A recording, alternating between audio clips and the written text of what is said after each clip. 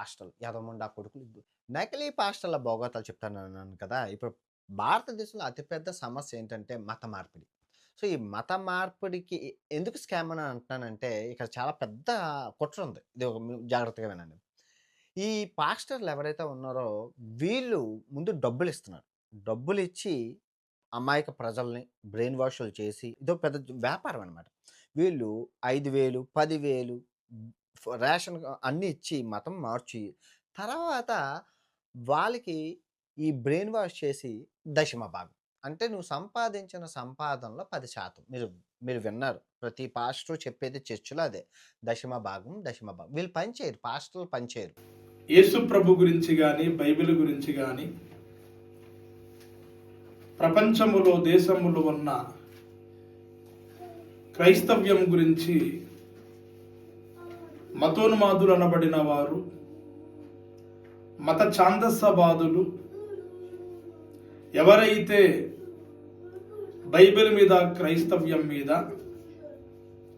అనేకమైనటువంటి నిందలు మోపి ఎవరైతే మాట్లాడుతూ ఉన్నారో అటువంటి వారి గురించి ఈ మధ్యకాలంలో సోషల్ మీడియా ముందు నేను మాట్లాడుతూ ఉన్నాను. సోషల్ మీడియాలో, యూట్యూబ్లో నా అన్వేషణ అని ఒక యూట్యూబ్ ఛానల్ని పెట్టి నడిపిస్తున్నటువంటి ఒక వ్యక్తి గురించి నేను ఈరోజు మాట్లాడుతున్నాను గనక మీరందరూ కూడాను చాలా జాగ్రత్తగా వినండి. గతంలో ఆ వ్యక్తి గురించి సోషల్ మీడియాలో, యూట్యూబ్లో ఒక వీడియో పెట్టాను. మరలా అతని గురించి ఈరోజు మరలా మాట్లాడుతూ ఉన్నాను. అతని గురించి మరలా ఎందుకు మాట్లాడాల్సి వస్తుందంటే ప్రియులారా, క్రైస్తవ్యం మీద, అదేవిధంగా పాస్టర్ల మీద ఆ వ్యక్తి మరలా నోరు పారేసుకున్నాడు గనుకనే అతని గురించి నేను మరలా మాట్లాడాల్సి వస్తుంది ప్రియులారా. పెద్దలు ఒక సామెత చెప్పారు. అదేంటంటే ప్రియులారా, కాలు జారిన పర్వాలేదు కానీ నోరు జారకూడదు అని పెద్దలు ఒక చక్కటి సామెత చెప్పారు. నిజమే ప్రియులారా, కాలు జారిన పర్వాలేదేమో కానీ నోరు మాత్రం ఎప్పుడు కూడా నువ్వు జారకూడదు. మనం మాట్లాడుతున్నామంటే వెనక ముందు ఆలోచించి మాట్లాడాలి.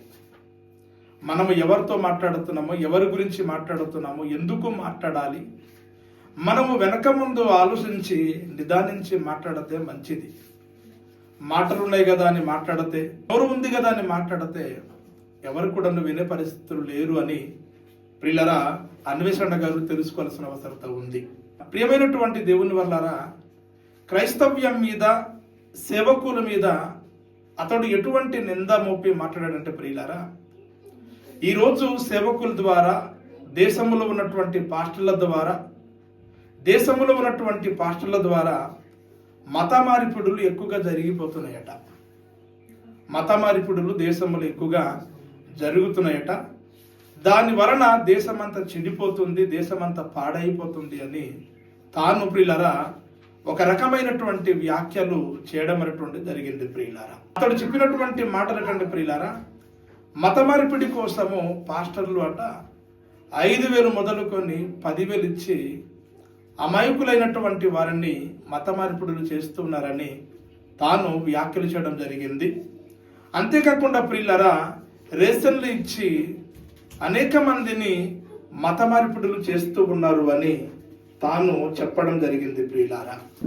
నాకు తెలిసి ప్రియులారా, ఎవరు కూడాను మత మార్పిడులు చేస్తున్నట్లుగా కానీ, మత మార్పిడి కోసము 5,000, 10,000 ఇచ్చిన దాఖలైతే రేషన్లు ఇచ్చి, బట్టలు ఇచ్చి పిల్లరా మత మార్పిడులు చేస్తున్నట్లుగా నాకు తెలియదు. చెడిపోయినటువంటి వారిని ఈరోజు పాస్టర్లు మంచి దారిలో తీసుకొస్తున్నారు. పిల్లరా, లోకములో ఎవరైతే చీడపురుగులుగా మారి చెడిపోయి కుటుంబానికి కానీ, గ్రామానికి కానీ, వ్యవస్థని కానీ పనికి రాకుండా మారినటువంటి వాళ్ళు ఎంతోమంది ఈ ప్రపంచంలో, ఈ లోకములో ఎంతోమంది ఉన్నారు. అటువంటి వారిని మార్చి మంచి దారిలో అనేక మంది సేవకులు తీసుకొస్తూ ఉన్నారు. అంతేగాని మత మార్పిడి కోసము 5,000, 10,000 రేషన్ ఇచ్చి మత మార్పిడులు చేయాల్సిన అవసరత లేదు. ఒకవేళ డబ్బుకి ఈరోజు లొంగిపోయి మతం మార్చాలనుకుంటే ప్రపంచంలో దేశంలో ఎంతో మందిని మార్చగలము, కానీ అది సాధ్యము కాదు. మత మార్పిడి కాదు, కానీ మనసు మార్పిడి జరుగుతుంది. మత మార్పిడికి మనసు మార్పిడికి వ్యత్యాసం తెలియకుండా ఈరోజు సోషల్ మీడియా ముందు ఈ అన్వేషణ అనే వ్యక్తి క్రైస్తవుల మీద, సేవకుల మీద పెట్టరేగి మాట్లాడుతున్నాడు. అది సరైన పద్ధతి కాదు అని అతను తెలుసుకోవాలి. రెండవదిగా ప్రియులారా, దశమ భాగాల గురించి ఈ అన్వేషణ మాట్లాడాడు. దశమ భాగాలు తీసుకొని క్రైస్తవుల్ని మోసం చేస్తూ ఉన్నారు అని ఈ అన్వేషణ చెప్పడం జరిగింది. ప్రియులారా, ప్రియమైనటువంటి దేవుని వలన దశమ భాగం అనేటువంటిది పాత నిబంధన కాలంలో ఉండేది. ధర్మశాస్త్రంలో దశమ భాగాలు కనబడతాయి. కొత్త నిబంధన కాలంలో దశమ భాగాలు లేవు.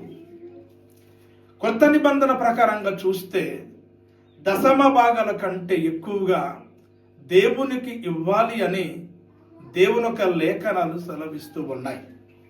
కేవలం ఈరోజు ఈ అన్వేషణ దశమ భాగం గురించే మాట్లాడుతున్నాడు, కానీ నిజంగా అతనికి బైబిల్ అర్థమై ఉంటే, బైబిల్ చదివి ఉంటే దశమ భాగాల వరకు కాదు, దశమ భాగాల కంటే మించి ఎక్కువగా దేవునికి ఇవ్వాలి అని పరిశుద్ధ గ్రంథము తెలియజేస్తుంది. ఒక గుడిలో ఒక పంతులు ఉన్నాడు అనుకోండి, ఆ పంతులు బ్రతకాలి అంటే ఖచ్చితంగా ఆ గుడిలో కానుకలు వేయాలి. అదేవిధంగా ఒక మందిరములో ఒక సంఘ కాపరి బ్రతకాలన్నా, సంఘం ఉన్నతంగా అభివృద్ధి పొందాలన్నా కంపల్సరిగా దేవుని మందిరములో కానుకలు ఇవ్వాలి. కానీ ఈయన ఎలా చెప్తాడంటే, ఈ సేవకులందరూ కూడాను కానుకలు ఆశిస్తూ ఉన్నారు, దశమ భాగాల గురించి మాట్లాడుతున్నారు, దశమ భాగాల క్రైస్తవుల నుండి లాక్కుంటున్నారు అని రకరకాలుగా ఈ యొక్క అన్వేషణ చెప్పడం జరిగింది. ప్రియులారా, పనిచేసేవాడు తప్పనిసరిగా సంఘములో వస్తున్నటువంటి రాబడితో అనగా కానుకలతో బ్రతకాలి అని దేవుడి పరిశుద్ధ గ్రంథములో నియమించాడు. బైబిల్లో దేవుడు చెప్పింది ఈరోజు బోధకులు బోధిస్తూ ఉన్నారు. బోధకులు చెప్పిన ప్రకారంగా, బోధించిన ప్రకారంగా సంఘస్థులు నడుస్తారు కనుక దీని గురించి అన్వేషణకు అవసరం లేదు. బైబిల్ జోలికి కానీ, సేవకుల జోలికి కానీ, క్రైస్తవుల జోలికి కానీ ఈ అన్వేషణ రాకూడదు అని అతనికి నేను దేవుని వాక్యంతో హెచ్చరిస్తూ ఉన్నాను. ప్రియమైనటువంటి దేవుని వలన సంఘములో ఒక సంఘ కాపరిగా నడిపిస్తున్నటువంటి సేవకుడు బ్రతకాలి అంటే తప్పనిసరిగా సంఘములో కానుకలు వేయాలి. సంఘములో ఖచ్చితంగా కానుకలు సమర్పించాలి. తద్వారా దైవ సేవకుడు అనుభవిస్తూ దేవుని పరిచర్య ఉన్నతంగా నడిపించడానికి అవకాశం ఉంటుంది. బైబిల్లో మనం చూడగలిగినప్పుడు మత్తయి సువార్త 10 అధ్యాయము 10 వచనం చదవండి ప్రియులారా. 10 వచనం. పనివాడు తన ఆహారమునకు పాత్రుడు కాడా. ప్రియమైనటువంటి దేవుని వల్లారా, జాగ్రత్తగా వినండి. అందులో జాగ్రత్తగా అన్వేషణ గారు మీరు కూడా జాగ్రత్తగా వినండి. బైబిల్లో ఏమని వ్రాయబడింది అంటే, పనివాడు ఆహారమునకు పాత్రుడు కాడా. అంటే ఎవరైతే పని చేస్తూ ఉన్నాడో పని చేసేవాడు ఆహారమునకు పాత్రుడు, పనివాడు జీతానికి పాత్రుడు అని పరిశుద్ధ లేఖనాలు తెలియజేస్తున్నాయి. కనుక ఏ సంఘ కాపరి అయితే సంఘానికి భారము కలిగి, బాధ్యత కలిగి, ఏ సేవకుడైతే నడిపిస్తూ ఉంటాడో ఆ సేవకుని పోషణ జరగాలంటే, అతను నడిపిస్తున్నటువంటి పరిసర ఉన్నతంగా ముందుకు సాగాలి అంటే కంపల్సరిగా సంఘములో ఆప్రింగ్సులు వేయాలి. ఖచ్చితంగా చందనటువంటిది పోగు చేయబడాలి. అప్పుడే తప్ప ఆయన ఉన్నతంగా పరిసర చేయడానికి అవకాశం ఉండదు. మా లోకరక్షకుడైన యేసుక్రీస్తు వారే చెప్పారు, పనివాడు ఆహారానికి పాత్రుడు అని బైబిల్లో యేసుక్రీస్తు వారు చెప్పారు. కనుకనే అది నమ్మినటువంటి ప్రతి బోధకుడు కానీ, ప్రతి సంఘస్థుడు కానీ సంఘములో కానుకలు వేస్తాడు. అది దశమ భాగాలు కావచ్చు, దశమ భాగాల కంటే ఎక్కువ కావచ్చు, అనేక రకాలైనటువంటి కానుకలు దేవుని మందిరములో వేస్తారు. ఆ కానుకలతో నీకు పని లేదు. క్రైస్తవుల జోలికి కానీ, బైబిల్ జోలికి కానీ దయచేసి రావద్దు అని ప్రభు పేరట నీకు మనవి చేస్తూ ఉన్నాను. ఇకపోతే ప్రియులారా, మరొక మాటను కూడా ధ్యానిద్దాము. 1 కొరింథీయులకు రాసిన పత్రిక 9వ అధ్యాయము 14వ వచనము దయచేసి ఎవరైనా గట్టిగా చదవండి ప్రియులారా. ఆలోచన సువార్త ప్రచురించువారు సువార్త వలన జీవించవలెనని ప్రభువు నియమించి ఉన్నాడు. ప్రియమైనటువంటి దేవుని వర్లారా, ఎవరైతే సువార్త ప్రకటిస్తూ ఉన్నారో, ఎవరైతే వాక్యం బోధిస్తూ ఉన్నారో, ఎవరైతే సంఘం నడిపిస్తూ ఉన్నారో, ఎవరైతే సంఘాలలో పరిసర్య సేవ చేస్తూ ఉన్నారో, ప్రతి సేవకుడు కూడా, ప్రతి బోధకుడు కూడా, ప్రతి సువార్థికుడు కూడాను సువార్త వలన, సువార్త మూలంగా బ్రతకాలి, జీవించాలి అని దేవుడే నియమించాడు గనుక, ఇది దేవుని నియమము గనుక దశమ భాగాలు ఇస్తారు. దశమ భాగాల కంటే ఎక్కువ కూడా ఇవ్వగలరు. వారికి కలిగిన దాంట్లో నుండి దేవునికి ఎంతైనా ఇవ్వగలరు. అది బైబిల్ చెప్తుంది. బైబిల్ చెప్తుంది దేవునికి ఇవ్వండి అని, చందాలు ఇవ్వండి అని, కానుకలు ఇవ్వండి అని, దశమ భాగాల కంటే ఎక్కువగా ఇవ్వండి అని బైబిల్ చెప్తుంది కనుక ఈరోజు క్రైస్తవులు బైబిల్ వాక్యం ప్రకారంగా నడుస్తారు, పాటిస్తారు. కనుక అన్వేషణ గారు, నీకేం అవసరమో చెప్పు. బైబిల్ జోలికి ఎందుకు వస్తున్నావు? సేవకుల జోలికి ఎందుకు వస్తున్నావు? సంఘాల జోలికి ఎందుకు వస్తున్నావు? నీకేం పని? సువార్త ప్రకటించువారు సువార్త మూలంగా బ్రతకాలి, జీవించాలి అని దేవుడు నియమించాడు. కొన్ని ఎగ్జాంపుల్ చెప్తాను, జాగ్రత్తగా విను. ఉద్యోగం చేసేవాడు ఉద్యోగం మూలంగా బ్రతుకుతున్నాడు. వ్యాపారం చేసేవాడు వ్యాపారం మూలంగా బ్రతుకుతున్నాడు. వ్యవసాయం చేసేవాడు వ్యవసాయం మూలంగా బ్రతుకుతూ ఉన్నాడు. కూలినాలి చేసేవాడు కూలినాలితో బ్రతుకుతూ ఉన్నాడు. నీవెలాగైతే ప్రపంచంలో తిరిగి తిరిగి వీడియోసులు పెట్టి యూట్యూబ్ ద్వారా ఎలాగైతే బ్రతుకుతున్నావో, అదే విధంగా దైవ సేవకులు కూడాను కష్టపడి సంఘం నడిపిస్తూ ఉన్నారు, సువార్త ప్రకటిస్తూ ఉన్నారు కనుక సంఘము ద్వారా సువార్త మూలంగా బ్రతుకుతూ ఉన్నారు. సువార్త ప్రకటించువారు సువార్త మూలంగా బ్రతకాలి అని దేవుడు నియమించడు గనుకనే అదే పనిలో వారు ఉంటారు కనుక దారి ద్వారా బ్రతుకుతూ ఉన్నారు. అంతేగాని ఆ పని విడిచిపెట్టి ఇంకా లోకములో ఏదో ఒక పనిలో వెళ్ళిపోతే దేవుని పని జరగదు. దేవుని పనిని ఎవరు కూడా చెయ్యలేరు అని నువ్వు తెలుసుకోవాలి. అందులో ప్రాముఖ్యంగా వింటున్నటువంటి వారు కూడా, మీరు కూడా తెలుసుకోవాలని ప్రభు పేరట మనవి చేస్తూ ఉన్నా. 3వదిగా ప్రియులారా, ఈయన సేవకుల్ని బండబూతులు తిట్టాడండి. సేవకుల్ని బండబూతులు తిట్టాడండి. అసలు ఇతను ఎవడు చెప్పండి? సేవకుల్ని బండబూతులు తిట్టడానికి ఇతను ఎవడు చెప్పండి? మన ఆంధ్ర రాష్ట్రంలో ఉన్న పెద్ద పెద్ద ముఖ్యమంత్రులు లాంటి వాళ్ళు, మన దేశానికి ప్రధానమంత్రి లాంటి వాళ్ళే సేవకుల్ని పిలిపించి ప్రార్థన చేయించుకొని తల మీద చేయి పెట్టుకొని ఆశీర్వాదాలు పొందుతుంటే అసలు ఇతను ఎవడండి సేవకులకి తిట్టడానికి?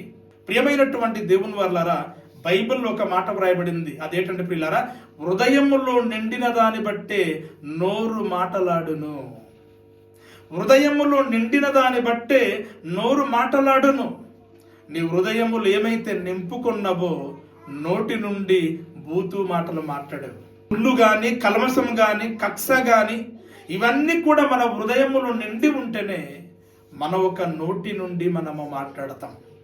సేవకులంటే నీకు ఇష్టం లేదు కనుకనే, సేవకులంటే నీకు గౌరవం లేదు కనుకనే, పాస్టర్లంటే నీకు గౌరవం లేదు కనుకనే నీ హృదయములో నిండిన దాన్ని బట్టి ఈరోజు నీవు బూతు మాటలు మాట్లాడావు.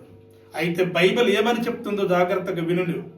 ఎఫెసీ పత్రిక 5వ అధ్యాయము 4వ వచనం చదవండి ప్రియులారా.